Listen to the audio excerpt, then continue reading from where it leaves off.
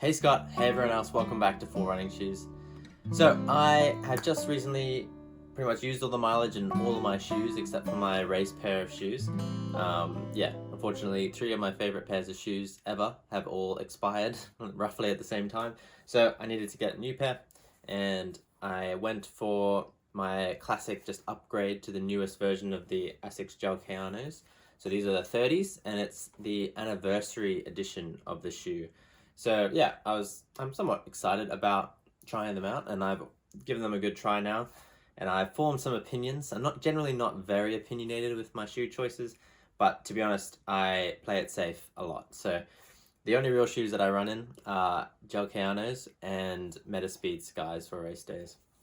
I have been an avid consumer of the Gel-Kayano brand for most of my running career, to be honest.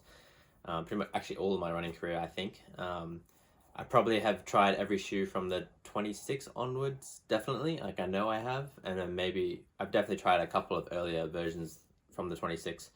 But yeah, 29s. These are the 29s, the light show edition. They were probably my favorite out of all of them. I really enjoyed them. I had 2 pairs of 29s, the black pair and these ones. These are probably my favorites. Yeah, well used. To be honest, I still might run in them a little bit longer. They only just sort of hit the 650 Ks. They still feel great to run in. I still am sad not to take them. And I guess some of that disappointment of, 29s being my favorite and then moving on to the 30s, there obviously must be something that I'm not too sure about these ones. And to be honest, I think this will be the last Gel-Kayano that I wear. Actually a bit sad about that. I love Gel-Kayanos. They've taken me through my running journey all the way up until now. But I think this shoe is kind of just shows the direction that they're heading with the shoe, and I'm realizing it's not anymore for me. Maybe I've just outgrown them. But yeah. So let's just start with what is a Gel-Kayano. What is the point of it? It's a stability shoe, first and foremost. And I got into them because I overpronate and I really need support. Well, I needed support when I first started running. I did notice not long after I started running that I didn't have to run with my orthotics anymore. And yeah, I think I built up some foot strength so that I could actually run on my own ability without having to need support. But I stuck with the stability shoes anyway, just because I figured they probably are good for my feet. They'll last. Make sure I don't get injured very often. And yeah, they serve me really well in that regard. And so I felt like, even though they maybe slower, maybe they're compensating, maybe they're a bit more expensive than what I could get by with. I just thought it was worth it if it meant that I could get a lot of easy miles in and not have to worry about injuries and that sort of thing. And another thing that I really liked that kind of kept me coming back to the Gel-Kayanos is that I could always just slip on the upgraded model, if I was moving to 28 to 29s, and it wouldn't have a warming in period. I didn't feel like I could just slip straight into it and it would be great. But since I've got these ones, the 30s, I have noticed a significant difference in just the way these feel. It has taken a bit from my body to get used to it. It's nothing serious. I think, they're fine to run in for me. But there's some things about it that I don't really like, and I think it just kind of shows the direction it's heading. So the gel in these shoes, it always used to be this sort of gel showing. That's kind of like the aesthetics of the shoe. But they've actually completely gotten rid of that in this. There still is gel. I think I've seen a deconstructed version where they have a gel piece underneath the heel of the shoe. And so it still has that sort of, I think it's supposed to be absorbing impact, that sort of idea. And so it still has that. But I think what they've changed in this shoe is adding a lot more cushion. You can see the stack height, I think, is about 15 mils higher if you compare it to the previous shoe. It's actually insane how different it is to previous versions. Yeah. Now, you'd think that would mean it's a very heavy shoe, and that's kind of my assumption that I had, but it's only about 5 grams heavier than this one. So yeah, it is a little bit, but it's not that bad. It doesn't feel too heavy. I think my biggest issue that I have with this shoe is that with a huge stack height like this and cushioning, it's lost some stability. So the cushion itself is like compactable as you run, and that means you lose the stability. But I think the real push for cushioning on heels these days is running companies.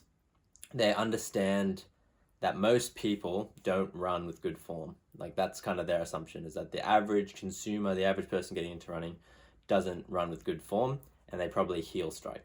So they're banging their heel on the ground as they run. And we all know that that's kind of like not good for your body. It's not good for your joints. It's going to cause injuries. It's going to make you slow. It's like, it's not good. Like you shouldn't be running on your heels.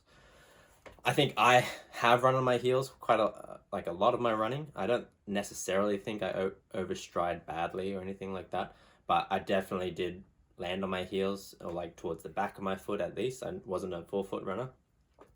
And I noticed that I would get shin splints and different things like that. So I guess maybe I did have some overstriding problems. But yeah, I think running companies, they notice that and they think, let's help people.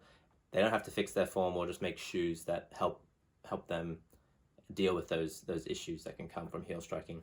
And so that's kind of, I feel like, where this comes from. It also has some cool features. Like I think this is to help with stability, so that you don't roll inwards. So yeah, like it's a good shoe. And like in here there's like a lot of cushioning around the ankle and stuff. To be honest, I just don't like a lot of this cushioning. I feel like it's there to make it artificially more comfortable to run without, like a lot of people, they say you should go running barefoot because that helps your form, because you get punished for running badly. But it seems like they're going the opposite way, and they're kind of saying it's okay to run badly and we'll just make up the difference in your shoe. And I think that's kind of not the direction I want to head with my running. I don't want to head in a way that it's okay if I just heel strike, I don't care. In fact, in the last year, I have really focused on my running form and gotten to the point where I feel like I've got the forward lean happening, and I'm much more midfoot to forefoot runner. To be honest, it feels like such a waste to have such a huge heel section of cushioning that I actually am trying not to use. And to be honest, when I get tired in running, like I have to focus a bit more on how my running form ends up, and I notice that it's tempting to just be like, oh, it doesn't matter, I'll just like land on my heels. I won't try and keep that forefoot form happening. So yeah, it's not really my style anymore, which is a bit disappointing. I do enjoy the Gel-Kayanos, and yeah, I'm kind of sad to see that I'm probably not going to have that same experience with them anymore, especially the 29s. As soon as they go off sale, like they won't be sold for much longer, I'll be off the Gel-Kayano bandwagon, I think, because I'm probably not going to buy another pair of these, and especially if the 31s and onwards continue that trend of having a huge heel striking cushion. Yeah, I'm probably not going to sink any more money into these sort of shoes. But yeah, I'm not exactly sure where that will send me with my shoe choices in the future. I still love Asics shoes. I know they have a lot of other shoes on the market. I'm pretty open to trying other brands. Yeah, I feel just a little bit lost, considering my favorite shoes of all time have gone a direction that I don't really agree with anymore, or doesn't suit my style anymore. And yeah, that's kind of just where I'm at. But to be honest, I'm not knocking these shoes. Like I think they are actually a really good shoe. And to be honest, if you're looking for a walking shoe, I would say this is one of the best that I've seen. Like I feel like walking is naturally, you're supposed to heel strike when you walk. Maybe they're heading more down the walker route. Maybe there's more walkers out there than runners, so they're trying to market to them as well. But yeah, I'm not really sure. I guess down the track, that'll be a bit of a journey. I might go back and get my feet assessed and my running gait assessed or something, and then get some shoes recommended to me, something like that. That'll be a lot of fun actually if I head down that route. But I still will wear these. I'll still put up with them for another 600 Ks or whatever. I'm not going to waste my money. Yeah. But they could really well suit you if you are looking for a good stability shoe and something with a lot of cushioning. If you don't want to feel the ground underneath you and just feel a bit of a bounce under your step, no pain on your heels, those sort of things, it is good. Like, it's great. But yeah. Anyway, thanks for joining me on this one. I hope you enjoy the next few weeks of our training diaries, Scott and I, as we approach our marathons and half marathons. If you're just here for the review, I'd encourage you to stick around because we do some cool running content as well. We'd love for you to stick around and enjoy the journey as well. Anyway, I'll catch you guys in my next video, and then the week after that, I think it'll be my race day video. So yeah, 22 weeks. I'm feeling good. Yeah, I'll let you know sort of how the taper goes, and then it'll be race day. Catch you later. Bye.